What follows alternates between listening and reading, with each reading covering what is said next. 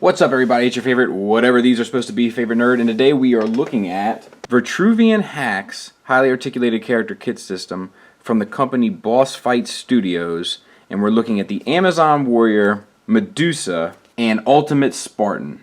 This is on loan to me from Robert B, not to be confused with Robert D, and he's asked if I'd be interested to take a look at them. I've seen these at conventions and stuff, and I know a little bit about what's going on with them, but they're original characters. Some of them are obviously inspired by, obviously, like there's some Leonidas love going in here, and there's some, Greek mythology and all that kind of stuff. But they're original characters, and I was interested in taking a look at them. Before we do, I want to do the size comparison straight away. So there they are with a Star Wars 3 3/4, a G.I. Joe 3 3/4, and a Marvel Universe 3 3/4 scale figure, and they're kind of more in line with the Star Wars than they are with the other two, but the other two are on stands. I don't know if that makes a bit of a difference though, because I think they are bigger than the Star Wars as well. So yeah, they're still, I would say they're closer in scale to the Star Wars than to the other two. Just as a heads up for your collections or potential collections. The plastic feels good. First of all, for anybody interested, the plastic feels really good. She comes with some accessories, including this whip. It's a softer plastic. It kind of has to be because of all these brittle pieces. It looks like it was a gray plastic and then dry brushed white. So it's really quite good, and then this brown bit is painted down there at the bottom. So it's a really cool looking accessory. It's hard. Whips and stuff like this are really hard to pull off, but it may be hard to get it to look cool. I mean, like that would look pretty cool. It may be hard to get it to look cool, but there's a lot of care that went into it. So I'm going to set that aside. She also comes with this little knife in the same styling, the soft plastic, the dry brush, and so forth. I didn't notice it because it fell out of the box, and I didn't see it fall out of the box, and I just found it on my floor, so I'm just adding this in later. Oddly enough, she comes with a stand, but I don't see a place to peg her into the stand, so that's strange. But the Ultimate Spartan does not come with a stand, so I guess if you were to get these, it would work itself out. And then she comes with two additional hands that just seem like more holding hands. So I'm not sure if they were having trouble with these breaking on people, because it is a thinner tab, but I would have preferred some some posing hands. I'm all about the posing hands back. So let's talk about the figure. Head is on a ball peg. We got red paint and white paint for the tongue and eyes, and that's it. Then we have a darker green for the snakes, and there's a lot of paint love in these figures, but it seems like this is where they could have a field day in the hair, and it's not there, which I find kind of strange. Then we have this floating piece of plastic here with the armor that's a black plastic and then dry brush silver, which would make me think that this brown is painted, and I think it is. So that's nice. Same for the armor, black plastic, dry brush silver, and it looks good. Green plastic on the chest. This arm is no paint at all. Articulation-wise, you got a ball hinge shoulder with a good range. No bicep swivel, but you get it at the elbow, so I think that's fine.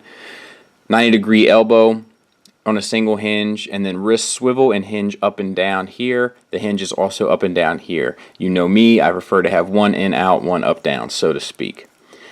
And same thing here, black plastic, dry brush. Actually, it looks like there's actually some line paint work there, but that may also be dry brush. It's hard to tell, but it looks good. Same for these hip pieces here, and they look really sharp. Really nice, tight paint work in there. And then the brown paint and silver on top of the buckle, which is done fairly well. Alright, we have the waist swivel. This is where it gets a little complicated. So we have a ball peg that runs basically from up in the chest, because the chest is on a ball peg also. And it's a good motion and a swivel there. And then there's a peg that runs all the way down the figure into here, which is another ball peg. So you get a swivel here and a up and down movement, which follows to another ball peg, which I know you can't see, but maybe if I get my phone and turn my flashlight on, it would help.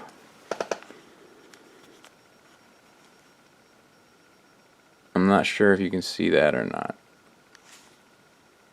All this wasted time and effort and energy.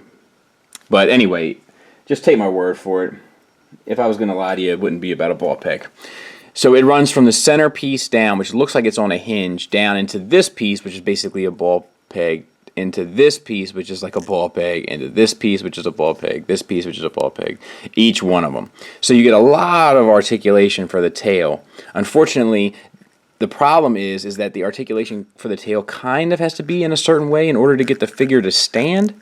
It, like, you know, you're fairly limited, so you kind of have to use the articulation a certain way just to get it balanced to stand. But it is well articulated. This is painted well, and the snake skin is painted extremely well.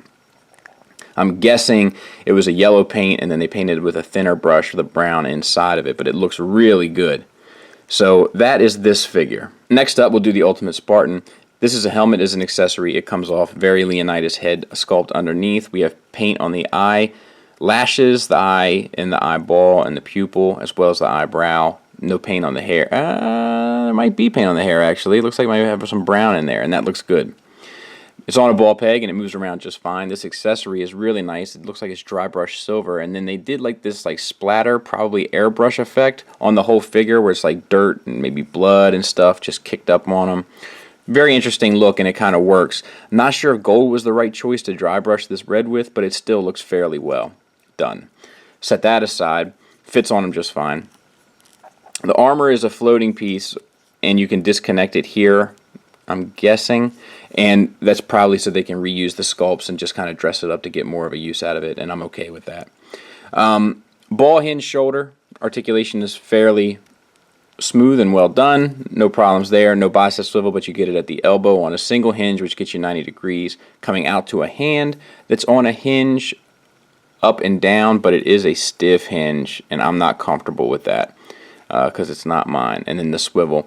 Sword, you got gold and silver paint, and they both look great, and he holds it just fine, as the spear. And the spear, I can't even tell what's, like, I can't tell if it's all painted or if it's a brown plastic and the red and gold painted, which would be my assumption, but it's so sharp and clean that I can't tell, and the paint is done exceptionally well. It holds it just fine. Articulation is identical. So we have a waist swivel. It looks like it's on a diaphragm joint and a ball joint. Because of this softer plastic, it does kind of hinder it a bit, but you can still kind of work it to at least incorporate the swivel, if not like the ball joint aspect of it. Moving down here, this armor looks great. I think it's just metallic gold with that dirt kicked up on it, but it looks good. White paint, red paint, all done fairly well, with the little blue bits that aren't done as well. They get a little hit or miss right there and there, as you can see. T-jointed ball pegs for hips, which gets you a great range of motion, and it's a very smooth joint. This softer plastic does impinge it a bit, but not horribly so. Thigh swivel is a separate piece and is really tight, and I'm not comfortable. Actually, there's that. You see that cut? Oh no, there's just separate pieces cut out there. So there actually isn't a full thigh swivel. It's just at the ball peg, and it's, yeah, I don't think it's enough. It's a little bit, but I think I'd like to see more there. Double jointed knee gets you the full range. Skin tones look good. Dirt kicked up looks better. We got some gold paint that spilled over onto the flesh there, so it's hit or miss. Ankle is on a hinge. Once again, kind of a tight joint, but you get the up for the tilt, a little bit back, and it's funny, but there's no rocker built in here, which I do think is unfortunate. Now, he also comes with some additional accessories. We're going to talk about those. He comes with this shield, which looks great. You got the red paint, you got the dirt kicked up on it, and the finish. I tried my best to get this on him, and it seemed like it was going to do more harm than good, so I didn't do it, and I advised them to come up with a better system for clipping this on. If this was separate pieces that came off, you put the arm on and it clipped on, that would be much better. He also comes with this bag of accessories. It's not open, so I'm not comfortable opening it, but as you can see, he's got a quiver, he's got additional helmets, 2 with mohawks, 1 without. They look like there's some silver paint on that one. The other 2 seem to be kind of done in the same manner. More swords, a stand. Oh, he does have a stand. Disregard. I said he didn't. He does. 2 more swords, a hatchet, and that's not a quiver. That's a sheath for his sword. And 2 more additional hands, which are, oh no, 1 more additional hand? I don't know. Either way, it's another holding hand. I would like to see some posing hands. And lastly, the Amazon Warrior. No dirt kicked up on this one, but the gold metallic looks great throughout. This helmet is removable. Red paint on the mohawk, which looks good, as well as that metallic kind of finish.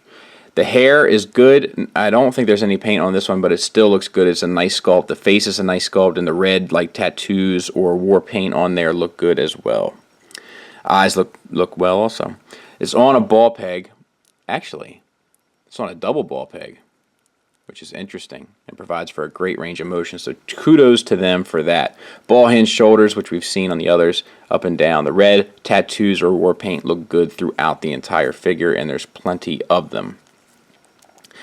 Great range of motion. No bicep swivel once again, but you get it at the elbow once again at a 90-degree hinge. Swivel for the wrist and hinge up and down on the other as well, so no in out per usual that we've come to expect so far. Gold and silver paint. I'm guessing a darker, lighter brown and a gold and silver paint on the other one. She holds her accessories just fine. She has an additional kind of holster for her sword in the back there, and then we have this soft piece of plastic. She does have undies painted on. You know we all look. She does, which is good. It's the right choice. And then we have a swivel. No, it's a diaphragm ball joint, and you get a fair amount of articulation out of it, and they sculpt it underneath, so that's a nice touch. This softer plastic has the gold painted on and the darker brown, so that's good. T-jointed ball joints for hips, which get you out to there. They are impinged a bit by this, but they get you up to there and then back a bit. This one doesn't have as much give. Oh no, it might be that it's just not intended to go that far back, which I'm okay with. Double jointed knee, which works just well, and a hinge here and a rocker, which is nice. And this brown paint on these sandals is really sharp. I mean, it's not perfect, but it's really well done given the size and what it is. I'm not sure why she has the rocker and he doesn't, but the rocker definitely comes in handy, and I think this executes it a lot better. Like the Spartan, she comes with a few extra accessories, including a stand, which is good. 2 extra hands, both holding hands, once again, which I think is strange. And then a shield and that little design painted on the shield, which looks really cool. Nice work. Final thoughts wise, they're really well done 3 3/4 figures. The paint is great. The articulation is good across the board. I would have liked to have seen ankle rockers on him, and I would have liked for some of the pieces to move a bit smoother. The accessories are fantastic, with the exception of the hands, which I wish came with more options for shelf display. I wish the She came with a different stand as well, like a clipping stand to allow you to really use all the articulation that's in that tail that you don't feel like you get to take advantage of, because it always has to be curled around her in order to get her to stand. And let's go ahead and address the elephant in the room, which is, who are these characters? You know, and that's going to be a problem, because there are collectors that just like cool toys, and that's awesome. And these, if you're that collector, I definitely recommend these. If you don't have a connection to any of this, which I don't, I have a connection to Medusa, but I would like to see them do like a whole Greek mythology line rather than do these kind of like weird, you know, hodgepodge of different mythologies and historical figures. So that's kind of my thing with this. You guys know, most of you guys, especially those that watch my Transformer reviews, know that if I don't have a connection to a character, I don't care a whole lot about it. And there he is next to Tiger Tracks. And for a size comparison, there he is next to Tiger Tracks. So there he is sitting next to Tiger Tracks and, you know, looking pretty good. And there he is next to Tiger Tracks. And I gotta be honest, I don't know. And next to Tiger Tracks, I would definitely say certainly in that masterpiece scale. And that's kind of where I end up with these guys. The other downside of this is that they're $20 a pop. And that's expensive. Now, I understand that price point. If you look at like a Star Wars 3 3/4 figure, especially like a modern one that's like $8, that has 5 points of articulation and nowhere near the amount of accessories and paint that these guys have. Plus, they have a huge company like Hasbro backing them. You can understand why these would be much more expensive, more than twice as much. So they're expensive, and I feel like this company might have its work cut out for them, kind of carving out a niche for themselves, but I absolutely wish them the best. I'd love to see them get a hold of a few licenses that I love and cherish, because I can tell you that they make a good product. It's just whether or not you care about what they're making. That's what it comes down to. Thanks for listening. Thanks for watching. Until next time, take care.